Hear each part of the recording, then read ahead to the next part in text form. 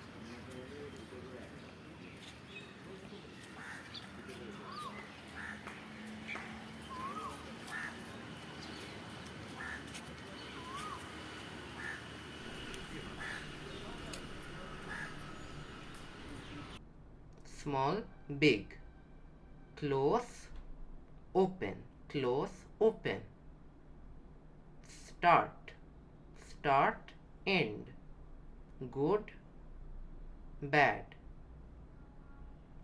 in, out, right, left, up, down, less, more, small, big, close, open. So I hope you enjoyed this video. If you did, don't forget to like, subscribe and share this video with your friends and family so they can use this for more fun stuff. And don't forget to also follow our Facebook page so you can use this and get more creative ideas from us. Thank you and have a nice day. Bye.